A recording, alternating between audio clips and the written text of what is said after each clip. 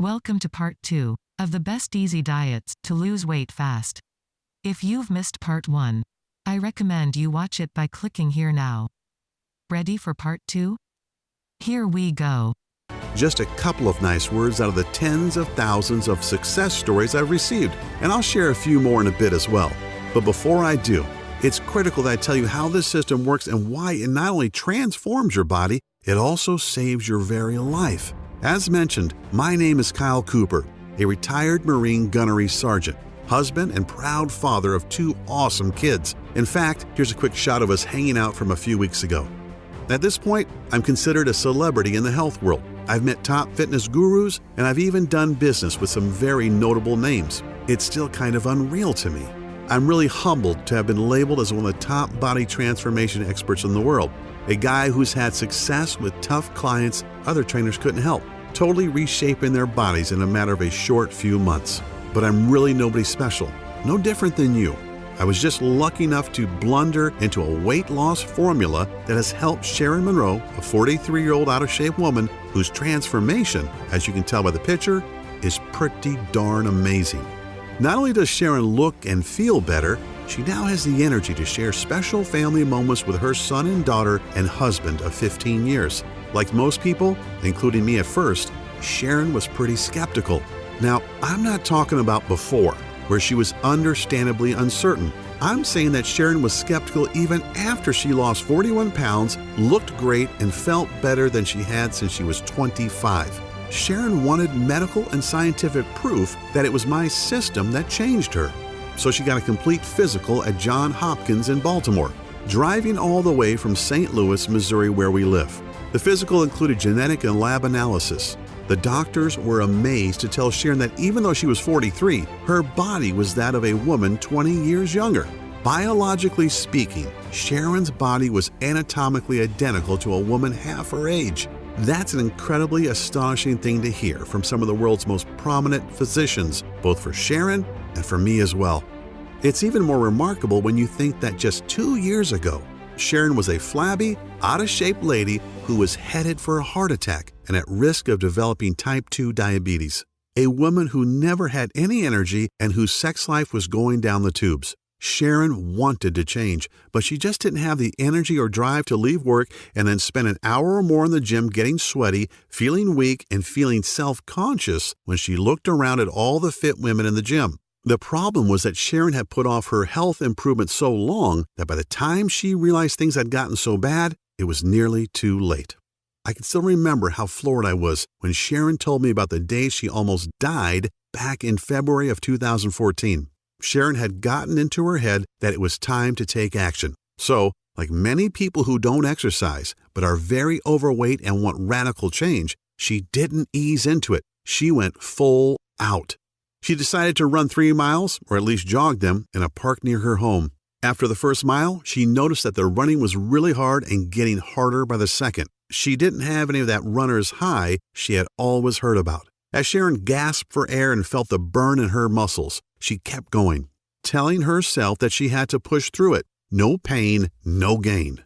After about 1.5 miles, Sharon got what she thought was a big stitch in her side. She ignored it for another minute or two until her heart started hammering so hard it hurt and was roaring in her ears. She stopped and fell down on her knees, doubled over in pain. Sharon could hardly even catch her breath for several long minutes. After about 5 minutes or so, she could breathe easier and the chest and stomach pains were a little better. Amazingly, instead of stopping or even walking for a while and possibly talking to her doctor, Sharon tried to keep going. And that's when things went from bad to worse. Sharon, who was 40 at the time, didn't realize that there was something seriously wrong with her heart and that these chest pains, stomach pains, and breathing difficulties were warning signs. 2 nights later, on Friday, after Sharon and her husband went out for a date night at a Mexican restaurant they loved, she woke up in the middle of the night with crushing chest pains and labored breathing. Thinking it was just acid from the food, Sharon took a few Tums and sat up for a bit as she waited for the heartburn to subside. Yet, what we all fear the most was about to happen to Sharon. An hour after she had been woken by the pain, her left arm started to tingle. Sharon woke her husband and told him what she was feeling. She said that this didn't sound like heartburn and that she was having symptoms of a heart attack. Sharon broke into a cold sweat and began to believe her husband was right. It was time to go to the emergency room. She told her husband that he should stay at home and look after the kids, who weren't up yet. She felt okay to drive herself to the ER. He didn't like it, but reluctantly agreed, and Sharon made her way to the hospital. It was certainly a life-changing doctor's visit. The doctors confirmed that Sharon did have a very mild heart attack, thankfully not a big one yet. She was told that she was considered obese and that her weight had brought on cardiovascular damage. Sharon said there was so much going through her mind that it was like being in the middle of a roaring crowd at a concert. Sharon was shocked beyond belief. Here she was, 40 years old, trying to get fit after so long, and as a result, she had found out she had heart disease. There'd be no sleep for Sharon that night. Sharon sat with her husband after returning from the ER and cried like a baby. She wondered how long she'd be around, if she would see her son and daughter grow up, and when she'd leave her husband alone in the world. What about all her plans? That big trip to Europe they were planning next year, that side business she and her husband, Tyler, were going to start together. Sharon took a few days off from work. The morning after she'd come back from the ER, she helped Tyler get the kids off to school. She watched her 8-year-old daughter and 10-year-old son get on the bus, and it suddenly hit her. Would this be the last time? How many more days did she have with them? That day at the ER was a hammering blow of a wake-up call for Sharon. She knew she needed to drop a few pounds, but she hadn't even imagined anything like this. The signs of weight were all there. Sharon's clothes seemed to shrink steadily over the years. Her once firm and shapely body was now flabby and bulging where it shouldn't. She even found that his desire for sex had dissipated. At first she thought it was just age, although she was still very much attracted to Tyler. And in fact, a good many of her girlfriends in her age group said they seemed like they wanted sex more than ever. Of course, she also secretly knew that she hated getting undressed in front of Tyler lately. She was ashamed of her body and what he must think of her. Like most of us, Sharon was pretty good at self-justification and denial. Yeah, she was a little out of shape, but she'd get around to make some changes soon. Sharon made excuses for herself and turned to fitness fads and quick fixes, spending hundreds of dollars on things that obviously didn't work. The problem is that weight loss systems like Nutrisystem, Atkins, SlimFast, and South Beach are all about restricting your diet, counting calories, and starving yourself. And crazy workouts or fat-burning belts really don't address the problem and serve only to suck money from the wallet, as Sharon found out for herself. Sharon felt like she was doing what was right, yet she was so frustrated by the total lack of results. When she was on one diet or the other, Sharon felt extreme hunger a lot of the time, especially at night. What she didn't realize was that these diets simply restrict caloric intake, and when your body is starved, it turns to survival mode, storing more and more food as fat as a means of preservation. This happened because she was depriving herself of carbohydrates, which is how your body refuels and generates energy.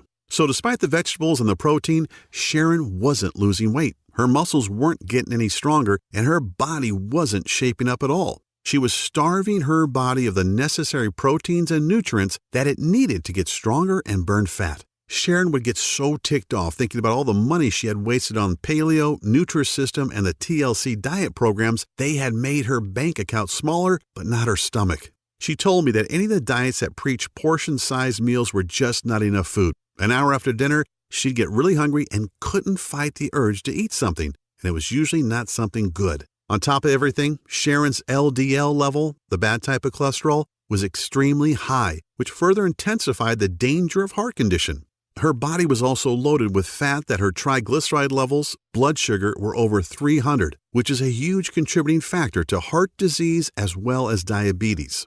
Not even a week later, with everything that had happened and what she had been told, Sharon was struck with a massive wave of depression. Sharon fell to her knees in front of her bed and began sobbing uncontrollably. She didn't notice that her 10-year-old son was watching her from the doorway.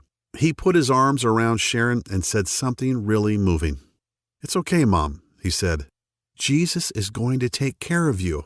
Sharon hugged and kissed him, taking comfort in her young son's bravery and feeling a little guilty too. However, the very next day would put the final nail in Sharon's coffin of depression.